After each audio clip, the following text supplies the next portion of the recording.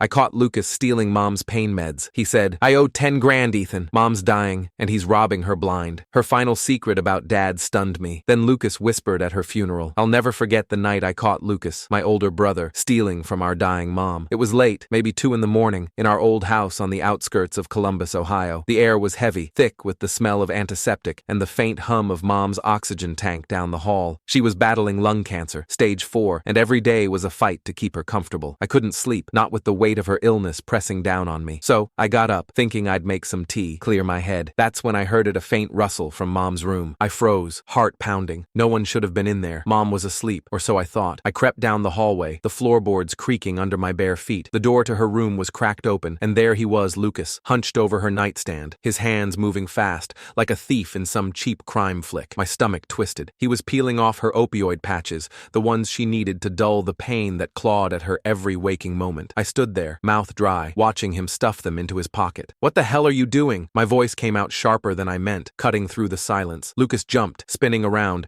his eyes wide like a kid caught sneaking cookies. For a second, he just stared at me, his face pale under the dim glow of Mom's bedside lamp. Then he tried to play it off, mumbling something about checking on her, but I wasn't buying it. I stepped closer, my hands shaking with rage. Don't lie to me, Lucas. I saw you. You're stealing her meds. He opened his mouth, probably to spin another lie, but I didn't give him the chance. I grabbed his arm hard and yanked him away from the nightstand. Tell me the truth, or I swear I'll wake Mom right now. My voice was low, but it trembled with fury. I could feel my pulse hammering in my temples. Lucas's face crumpled, and he ran a hand through his messy hair, looking anywhere but at me. Then, like a dam breaking, he snapped. Fine, Ethan. Yeah, I'm taking them. His voice was loud, too loud for the quiet house. I'm selling them, okay? I need the cash. He paced, his hands gesturing wildly. You don't get it. I owe people. Bad people. If I don't pay up, I'm done for. His words hit me like a punch to the gut. Selling Mom's pain meds, the ones she clung to just to get through the night, I couldn't process it. My brother, the guy who used to sneak me extra fries at the diner, was stealing from our mom as she lay dying. Why? I demanded, my voice cracking. Why would you do this to her? Lucas stopped pacing, his shoulders slumping. He looked at me, and for a moment I saw something like shame in his eyes. But then he straightened up, and his voice turned cold. She's gonna die anyway, Ethan. What's a few patches? I'm trying to save my own skin. You think she'd want me dead instead? His words felt like a knife twisting in my chest. I wanted to scream, to shake him until he took it back. How could he justify this? How could he look at Mom, wasting away,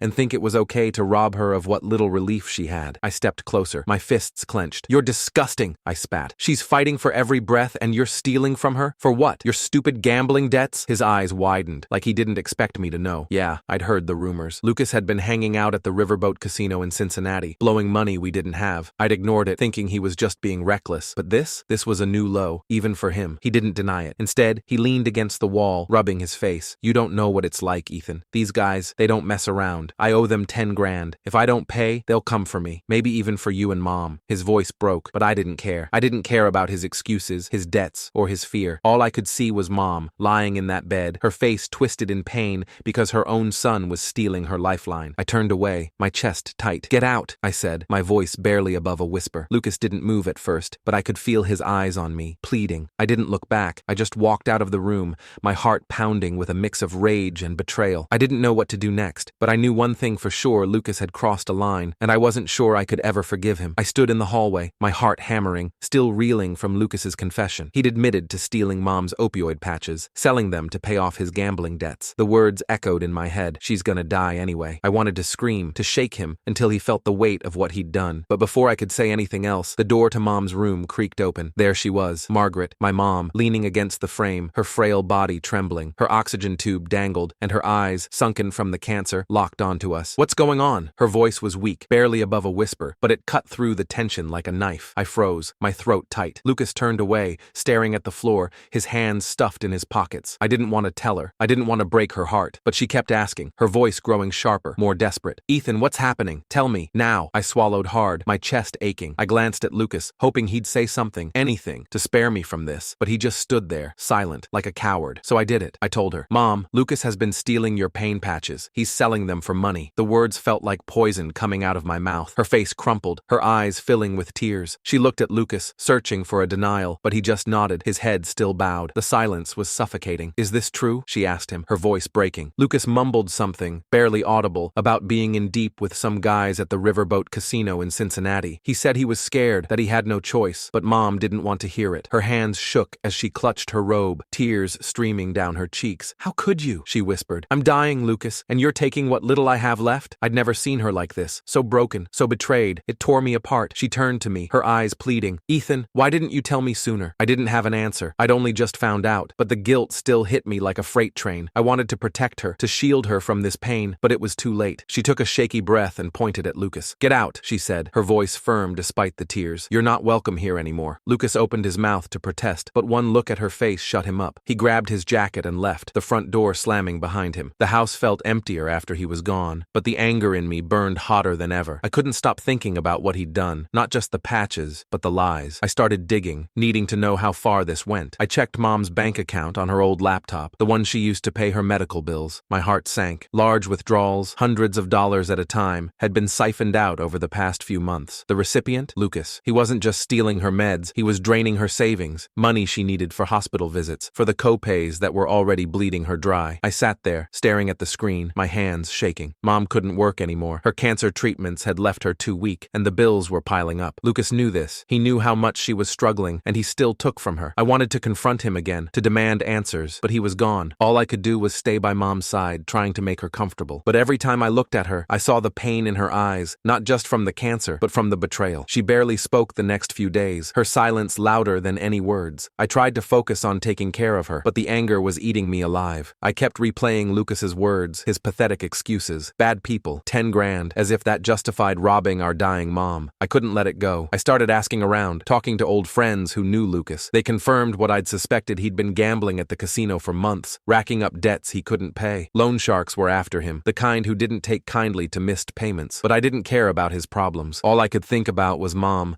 lying in that bed, her body failing her, and now her heart broken by the son she'd raised. I swore I'd never let Lucas hurt her again, no matter what it took. The days after Mom kicked Lucas out were quiet, but it wasn't a peaceful kind of quiet. It was heavy, like the air before a storm. Our house in Columbus felt hollow without him, but I wasn't ready to forgive. Mom's health was getting worse, her coughs sharper, her breaths shallower. The opioid patches barely dulled her pain now, and every groan she let out stabbed at my heart. I was furious with Lucas, not just for stealing her meds, but for draining her bank account, leaving her to drown in medical bills. I tried to focus on her, but the anger simmered, always there, just below the surface. It was about a week later, close to midnight, when I heard a noise, a soft thud, like something falling, coming from the living room. My stomach dropped. Mom was asleep, hooked up to her oxygen tank, and no one else should have been in the house. I grabbed the baseball bat I kept by my bed, my pulse racing, and crept down the hall. The living room was dark, but I saw a shadow moving near the bookshelf. My grip tightened on the bat. Then I flipped on the light, and there he was, Lucas, shoving Mom's jewelry box into a duffel bag, his hands shaking as he grabbed anything of value. "Lucas!" I shouted, my voice cracking with rage. He froze, a necklace dangling from his fingers, his eyes wide with panic. "What the hell are you doing?" I stepped closer, the bat still in my hand. He dropped the necklace, raising his hands like I was the one robbing him. "Ethan, please," he stammered. "I didn't want to come back, I swear, but I need this. They're gonna kill me." His voice was desperate, his face pale and sweaty. I didn't care. I saw red, the betrayal cutting deeper than ever. "You're stealing from her again?" I yelled, my voice echoing in the quiet house. "After everything? You're pathetic." I grabbed his arm,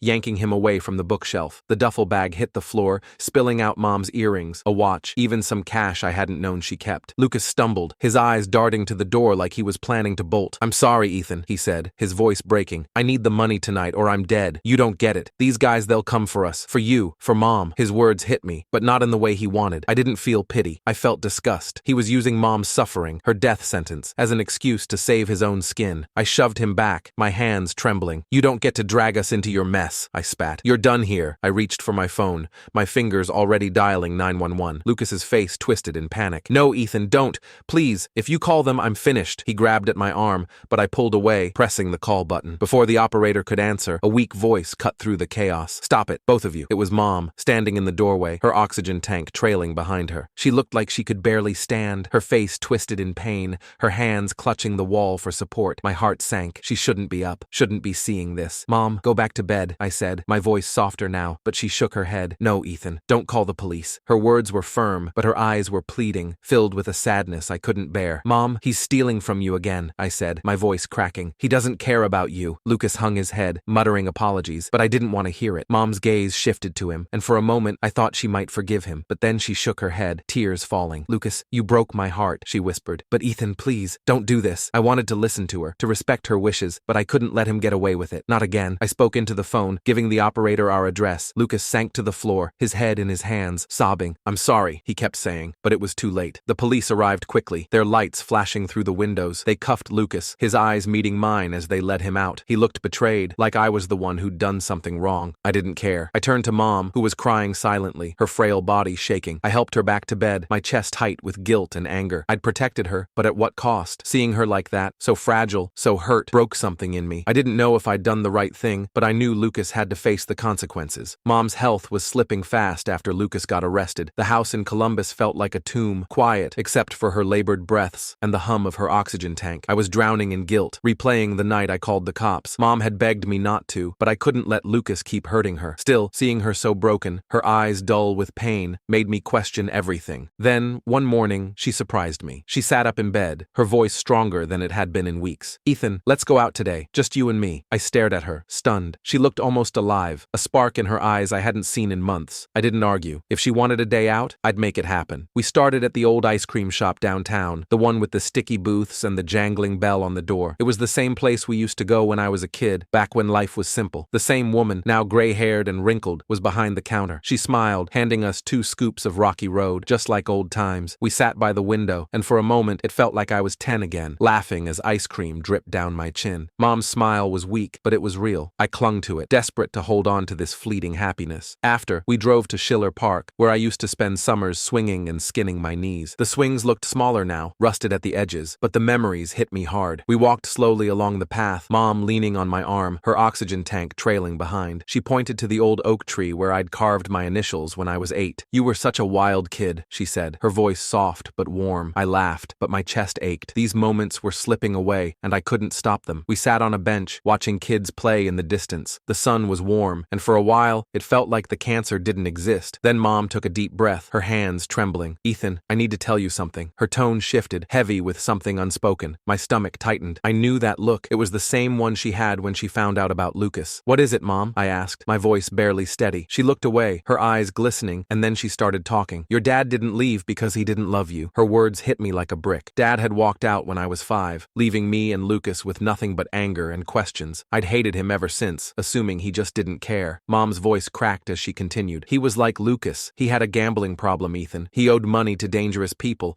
the kind who'd hurt us to get to him. I made him leave to protect you boys. My mind reeled. All these years, I thought he'd abandoned us for no reason. Now she was saying it was to save us? Why didn't you tell us? I asked, my voice shaking. She wiped a tear, her hands frail. I didn't want you to grow up thinking he chose his addiction over you. I thought it'd hurt less if you just thought he was gone. She paused, her breath ragged. But I see now I was wrong. Lucas, he's trapped in the same cycle. I should have told you both the truth. Her words cut deep. Lucas wasn't just a screw-up. He was following in Dad's footsteps, caught in the same trap. She grabbed my hand, her grip weak but desperate. Ethan, I need you to forgive Lucas. For me, I know what he did was awful, but he's your brother. I don't want to leave this world with you two at odds. Her eyes searched mine, pleading. I wanted to say yes, to ease her pain, but the anger inside me burned too hot. Lucas had stolen from her, betrayed her, and now she was asking me to let it go? I couldn't answer. I just squeezed her hand, my throat tight. We drove home in silence, her words heavy between us. I helped her into bed, her body so fragile it scared me. As I tucked her in, she whispered, I'm sorry, Ethan, for keeping it from you. I nodded, unable to speak. That night, I lay awake, her confession spinning in my head. Lucas wasn't just a thief. He was a mirror of our dad, and Mom had carried that secret alone. I didn't know if I could forgive him, but her plea clung to me, a weight I couldn't shake. She didn't have much time left, and I wasn't sure I could give her the peace she was begging for. Mom's words haunted me. Her plea to forgive Lucas, her confession about Dad, it was too much. Our day out in Columbus, laughing over ice cream and walking through Schiller Park, felt like a dream now. Her health crashed soon after. The cancer was relentless, eating away at her. The doctors in Ohio Health Riverside said there was nothing more they could do. I sat by her bed, holding her hand, watching her fade. Every shallow breath she took felt like a countdown. I tried to make her comfortable, adjusting her pillows, refilling her water, but it wasn't enough. Nothing was. She passed away quietly one night, her hand limp in mine. I didn't cry at first. I just sat there, numb, staring at her still face. The house felt too big, too empty, without her. The grief hit later, a wave that knocked me down and wouldn't let me up. I kept seeing her eyes, filled with pain when she learned about Lucas, then soft with hope when she asked me to forgive him. I couldn't shake the guilt. Had I done enough for her? Could I have spared her that final heartbreak? Lucas was allowed out of jail for her funeral. I didn't want him there, but it was Mom's wish. She'd always wanted us together, even after everything. He stood across the room, handcuffs glinting under his borrowed suit, his face hollow. I avoided him at first, focusing on the guests, the flowers, the pastor's words, but when our eyes met, the anger came rushing back. I marched over, my voice low but sharp. "You don't belong here," I said. "You stole from her. You broke her heart." His eyes glistened, but I didn't care. "I'm sorry, Ethan," he whispered. "I learned my lesson. I swear." I shook my head, turning away. "It's too late." After the funeral, I cut Lucas out completely. I moved out of the house, renting a small apartment in downtown Columbus. I needed a fresh start, somewhere without memories of Mom's pain or Lucas's betrayal, but letting go wasn't easy. Every night, I saw Mom's face, heard her voice begging me to forgive him. I started therapy, hoping it would help me untangle the mess of anger and grief. It helped a little, but the wound was too deep. Lucas had taken so much: her meds, her money, her peace. How could I forgive that? Months later, a letter arrived from Lucas, sent from the county jail. I almost threw it out, but something stopped me. I opened it, my hands shaking. It was short, scrawled in his messy handwriting. "Ethan, I'm sorry. I love you. Please forgive me." I stared at the words, my throat tight. Part of me wanted to rip it up, to keep hating him, but Mom's voice echoed in my head, her last wish, her plea for peace. I sat down, grabbed a pen, and wrote back. I needed to do this, not for him, but for me. "Dear Lucas," I wrote, "I got your letter. I've thought about it, about what Mom wanted. She asked me to forgive you, and I've been fighting it for months, but I'm tired. Tired of carrying this anger, this pain. So, I'm forgiving you not because you deserve it, but because I need to move on. Mom would want that. She saw you, even at your worst, and still loved you. I don't know if I can ever do that, but I'm letting go of the hate. This is the last time you'll hear from me. I need to live my life, and that means leaving you behind. I hope you find a way to make things right, to live in a way that'd make Mom proud. Goodbye." I folded the letter, sealed it, and mailed it the next day. As I dropped it in the mailbox, a weight lifted off my chest. It wasn't closure, not exactly, but it was something close. I walked away, the Ohio wind biting at my face, and felt a flicker of peace. Lucas was out of my life, but Mom's love wasn't. I carried her with me, her strength, her hope, even in her final days. I didn't know what came next, but for the first time in months, I felt like I could breathe. Forgiving Lucas didn't mean forgetting what he did. It meant choosing to live without the burden of his mistakes. For Mom, for me, I was ready to try.